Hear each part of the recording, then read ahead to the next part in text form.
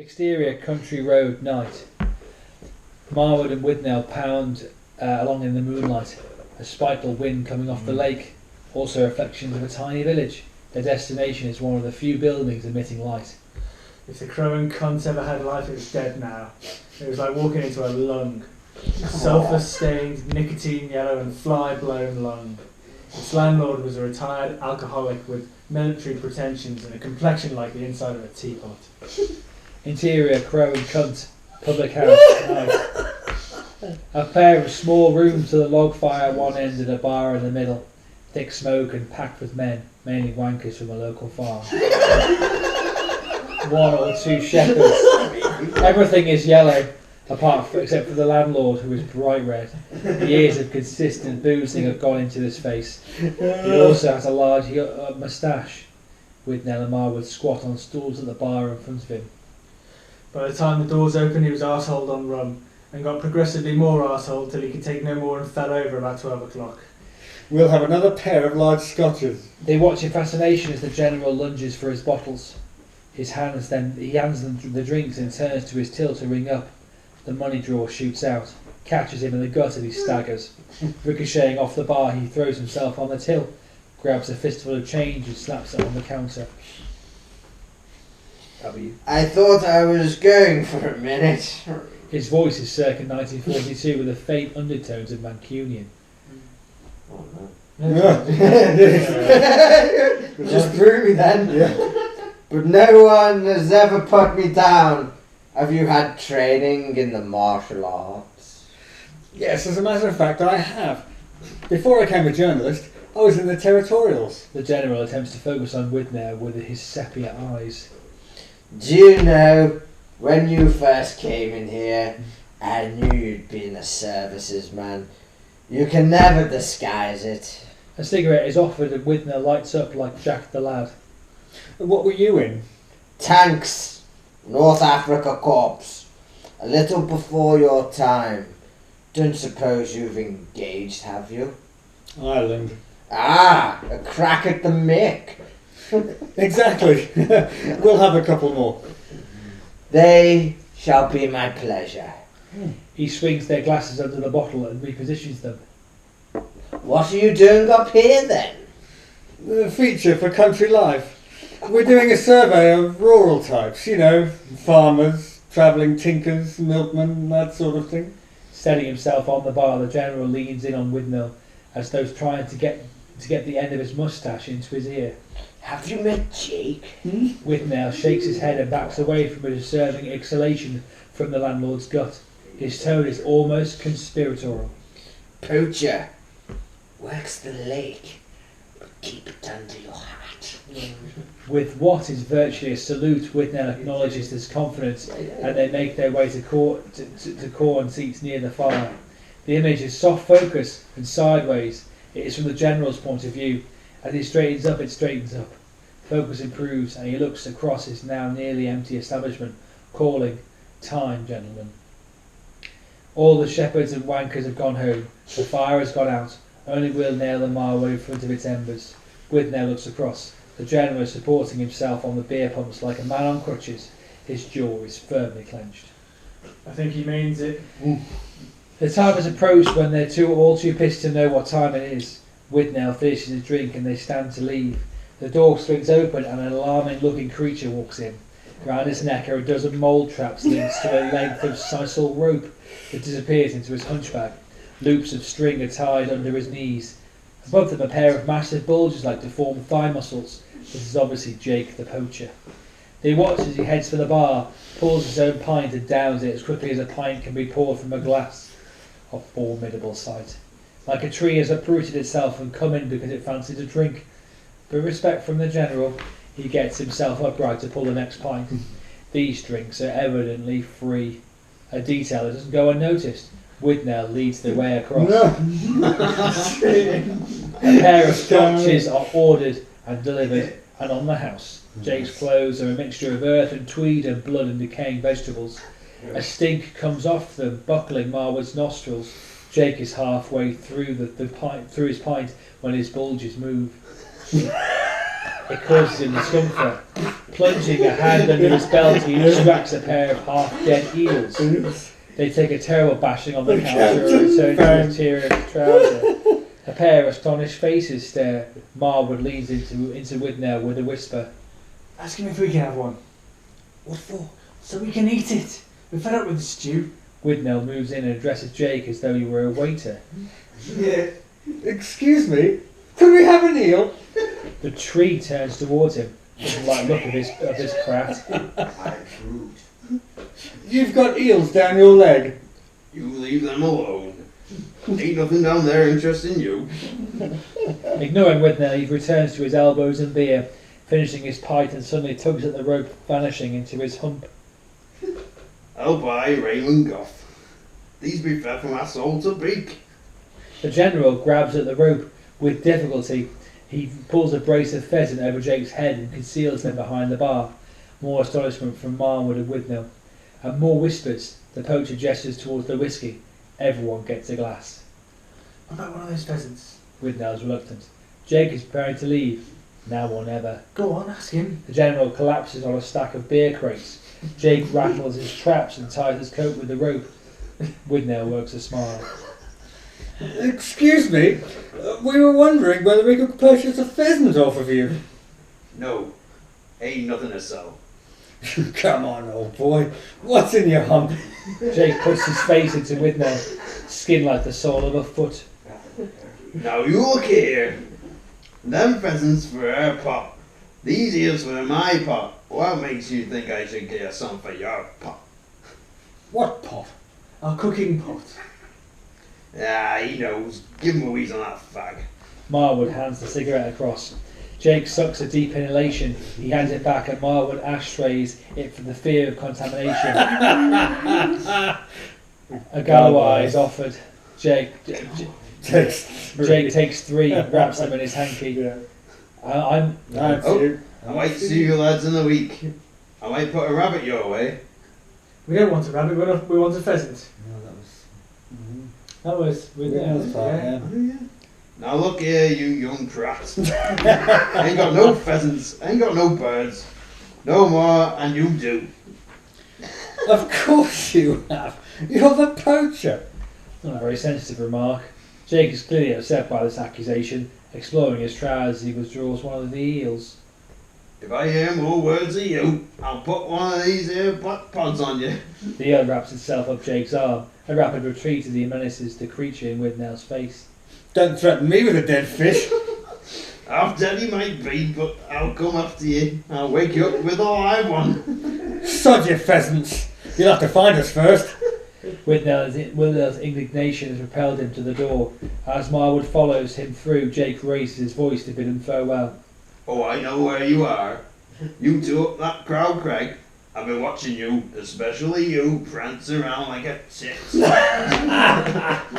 Brilliant. Exterior mountain track over Lake Night. Several superior brains have dealt with nights like this.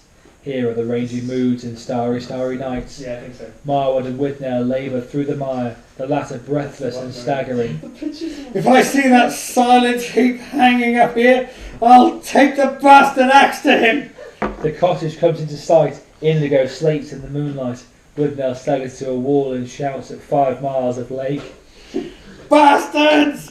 Bastards! Bastards! Nobody to reply except an echo, as loud and as drunk as he is. You'll all suffer! I'll show the lot of you! I'm gonna be a star! He turns away and the echo fades into the black and starry night. Interior living room, cottage day. A load of weather on the roof, a large fire in the grate, Marwood staring in the kettle. Fish is something else. Taste it and decide it's ready. Withnail is at the dining table, already hacked one crust off and is working at the opposite end of the loaf. A complaint from Marwood as he's transferred kettle to table. What are you doing? Getting the crust. I like the crust. So do I. You can have that one. The other one's mine when we get to it. Marwood sits and Withnail peers into the kettle. Vegetables again. We'll sprout fucking feelers soon. Must be 20,000 sheep out there on those fucking volcanoes. And we're getting a plate full of carrots. There's black puddings in it. Black puddings are no good to us. He suddenly pushes his plate aside and rises to his feet. I want something's flesh! Mountainside, mountain, stream, day. The water is freezing and fast running, and so is Withnail. With bare feet and trousers rolled up over his knees, he charges at the centre of the stream, losing off his shotgun. Massive explosions of water. A single fish is atomised. Fucking useless. Fillet. It's just not Fillet there. fish. Gone. Marwood stands in his bags on the bank waiting. Watching, sees another fish. Derek directs Withnail with who fires. Empty gun. He reloads, fires. The fish has gone. Exterior, hillside track, day. Late afternoon, they walk fishless through the field. Both are bagless, both dejected. Even the sheep look pissed off. I think I'll call myself Donald Twain. They turn off the track and head down the hillside towards the cottage. About 20 yards above it, when Withnail commands, Stop. with knees bent, he goes into some sort of running crouch to a wall. Marwood follows. Keep down. He'll see you. They both peer over the wall. A dark bundle of overcoat and savage hair is squinting into the living room window of the cottage. Hard to identify at first. Then, no mistaking it. To Withnail's horror, it is Jake, armed with a shotgun. It's him. What does he want? Better get down there and ask him. He attempts to stand. Marwood pulls him down. Fear in the larynx. Don't be a fool. He's got a gun. The bastard's psychotic. You've only got to look at him. Jake is evidently tired of his investigations and is heading back towards the lake. He stops and turns for a last look, and they cautiously climb the wall with Withnail muttering about precautions.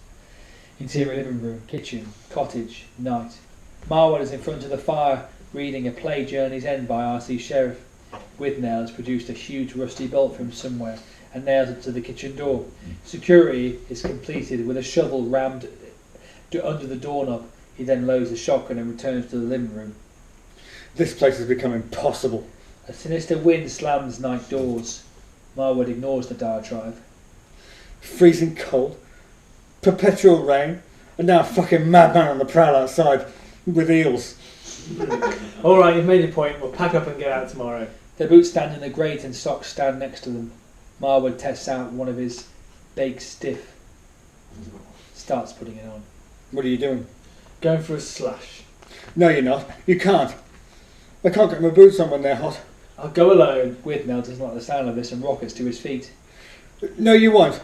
You're not leaving me in here alone. Those are the kind of windows Faces looking at. Interior stairway. Cottage. Night. Owls and wind and doors banging. Candlelight on the stairs. In both our interests, I think we should sleep together. Don't be ridiculous. He's not coming up here in the dark. Marwood opens the window at the top of the stairs and takes a piss. Of course he is. He's on that lake every night. And if he decides to come up here and catches us one of the wares, he'll get a much better chance of dealing with the other.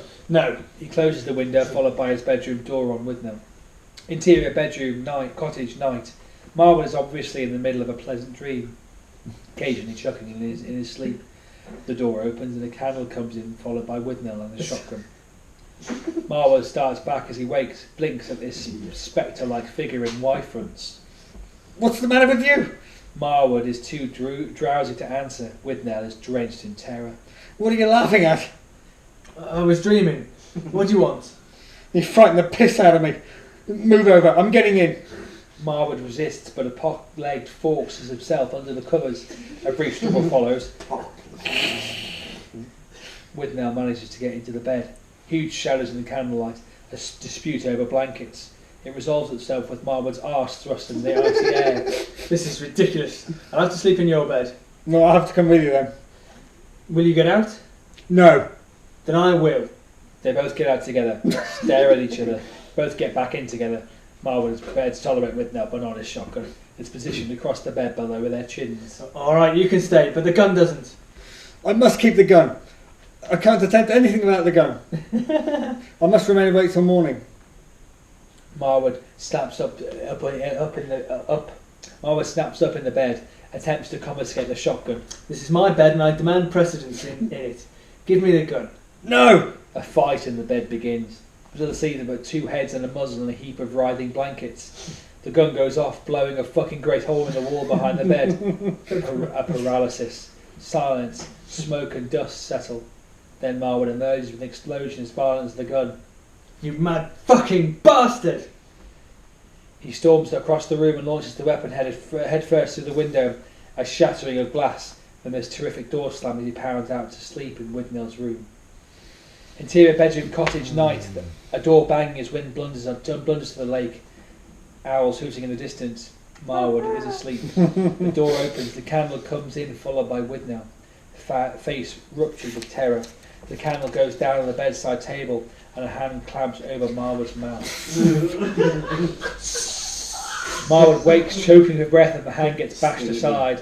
Withnail dances around, fingers over lips, a gesture for silence. Get out! Fuck you! Fuck off! With hands waving like a hypnotist, Withnail screams in a whisper.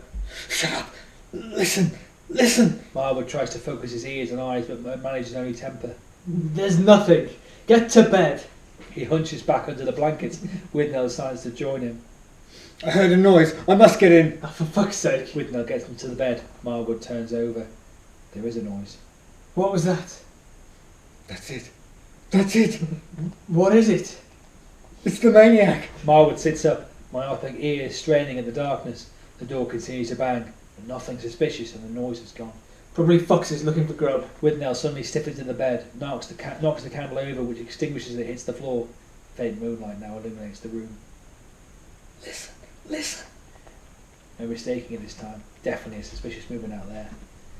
Here comes the wide-eyed and swept. Both are now bolt upright in the bed, hearts revving up as the adrenaline squirts in. Sound re-invades the silence. Unmistakably, the grind of gravel under the heel of a heavy boot. An exchange of tiny whispers. Maybe it's the farmer. At 2 o'clock in the morning. It's the killer. He's come to kill us. What are we going to do? The feet are heading round the house towards the kitchen door. A rattle and a banging as the intruder shakes the securities. He wants to come in. He's trying to get in. Be quiet. He can't. He'll go away. They follow the footsteps with their ears. After several indecisive tramplings, they get fainter and move away from the house. He's going. Withnail's gone up 6 octaves, like a whispering choir boy. This is all your fault. You've even given him the fucking gun. For a few moments, a silence that promises perpetuity. Then both are shattered with the glass of the living room window. He's coming in through the window. He's getting in. An aggressive grunt downstairs as the intruder attempts to force his way in. Withnail, as stiff as a board, are practically levitating.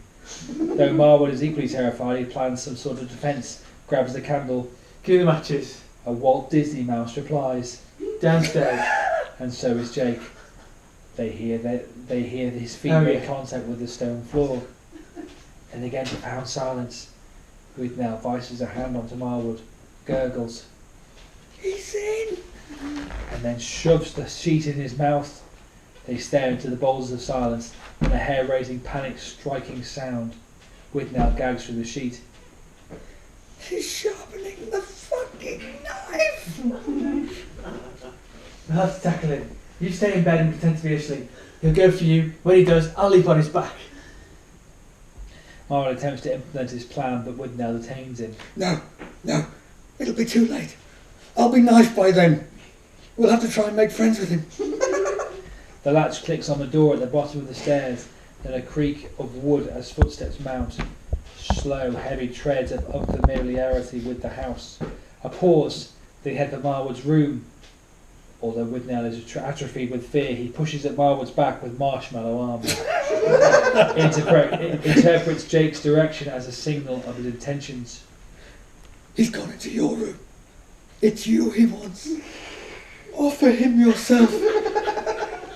A terrible moment of silence, then the feet head back. The bed is thrashing the wall in record of their heartbeats.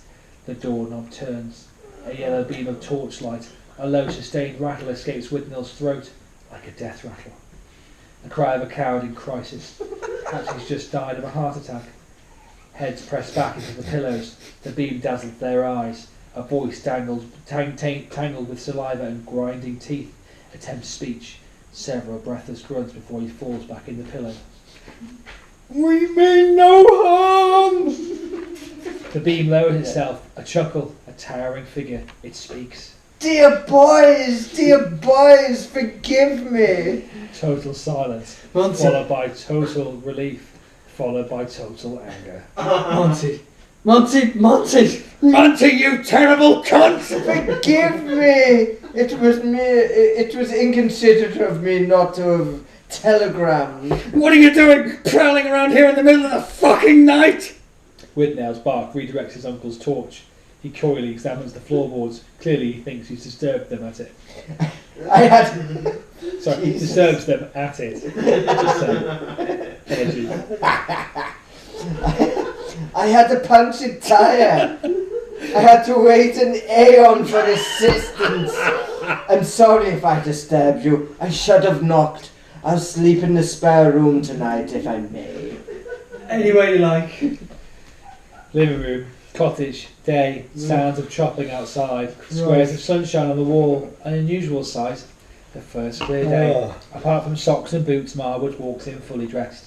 An almost remarkable transformation. He scans the changes as he applies his boots, floor swept and fire blazing. A huge bowl of fruit on the table, no broken windows. Monty is like magic in here. Jesus. Elbowing his coat, Marwood walks into the kitchen. Work surfaces scrubbed, floor mopped. A stack of exclusive groceries on the table. And under it, a cardboard box contains several joints of meat. Monty clearly intends to stay for a while. And here he is. +4s, hiking boots, and an arm full of logs. Good morning. Did you sleep well? Marwood follows him into the living room. Monty dumps the wood. I do apologise for last night. It was perfectly inconsiderate of me. Perfectly alright, Monty. You've been busy in here? And then Jake, as a bee. As a bee. What? Busy? Oh, Jake, how funny's that? Jason. That's Monty, as a bee. Yeah, As it a should be bee. Monty, yeah. That's you. Yeah, as a bee. There's been a few typos in this. Yeah. Okay. He How can did you walk. repair the window? He can walk. Coaches just walking. He can At the window. just walks up. It's a window with faces layer. Cameo. He's just on the He's sofa through. in the back. Slide him in. Oh, sorry, I'm on. He's been there the entire He can walk back into the kitchen and unwraps a deck of bacon. It's in the board. How did you repair the window? I didn't break it, merely forced it a little. Sorry if I frightened you. There was an empty wine bottle on the ledge. Monty prods Rashid with a fork, an exercise he doesn't enjoy. Why don't you go and wake him? Breakfast in 15 minutes. Interior living room, cottage, day. The improvements in living standards haven't gone unnoticed by Withnail. Breakfast has matured into Turkish cigarettes. Monty beams with pleasure. An appropriate moment for an edition of Alfred Lord Tennyson. The old order changeth, yielding place to new, and God fulfills himself in many ways, and soon, I suppose, I shall be swept away from some vulgar little tumour. The moment mists his eyes, his head shakes, his voice vaporizes. Ah, my boys, we're at the end of an age. We live in a land of weather forecasts and breakfast that set in. Shat on by Tories, shoveled up by Labour, and here we are, we three. Perhaps the last island of beauty in the world. He takes their hands. For a moment it seems he's going to shove them in his mouth. An exchange of eyes, and then Monty smiles. And now, which one of you is going to be a splendid fellow and go down to the rolls for the rest of the things? What the hell was that? Just Mar- the wine, yeah. No, Marwood and Withnail stand simultaneously and speak simultaneously. I will. No, I better go. I've got to see about digging the car out anyway. We have my car, dear boy. Yes, but if it rains, we're buggered. Or worse to that effect. Marwood stutters. I mean, we'll never get it out. Surprising enthusiasm from Withnail as he reaches for his bags. We'll deal with the car when I get back. Leave this to me. I'll come with you then. I fancy a walk. No. I'm told you're a little wizard in the kitchen. I need you to work on the joint. Yeah, you're the cook. Monty raises an eyebrow as Withnail begins shaking out his footwear. We forgot to. We forgot to bring the Wellingtons. But how dreadful! You mean you've been up here in all this beastly mud and umska without Wellingtons? Withnail nods and so you sound like League of Gentlemen for a second. We'll have no trouble here! Yeah, this is the local shop, the local people.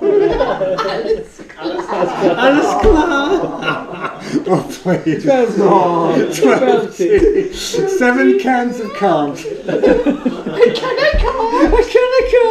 He's come to capture the sun! Oh my god, that's it. He's come to capture our son! David. We did burn him! We did. A League of Gentlemen tangent. Oh, please. Do you want to come and try some of my special meat? Oh dear. Anyway, we digress, boys. Withnail nods and head for the kitchen door. Monty follows, and well, somewhat Billy peeved, Marwood paces after him. Withnail tramps outside and Marwood sees them both in the kitchen window. This afternoon, I'm going to take you both into Penrith, and you'll be fitted with some good quality rubber boots. Interior kitchen, cottage day. Marwood seems worried to be alone with his uncle. With the uncle. They're both midway through unpacking the supplies, and a bombardment of smiles from Monty every time their eyes meet. Marwood does his best to return them, but nerves force lips into a sort of sneer. Monty uses a napkin to remove a massive leg of lamb from his box. He shoves it at Marwood, who holds it like a father with his newly born baby. Monty chirps towards another box. Garlic, rosemary, and salt. He plunges into a grocery sack, a tablecloth and napkins and a pair of aprons, slips into one, goes for Marwood with the other. I brought two in case either of you has any good in the kitchen. I'm not. Of course you are. Cooking's one of the natural instincts. He heads for him with the apron. Marwood defends with his leg. Listen, Monty. This is all very kind of you, but I really think I ought to get out there and get some work done on the car. Nonsense, you haven't the time. We'll be having a late luncheon at 3. Marwood would say anything to avoid the apron. Says the first thing that comes into his head. It is said with great regret. Afraid we'll have to leave by 3, Monty. Leave? Yes, didn't he tell you we've got to get back to sign on?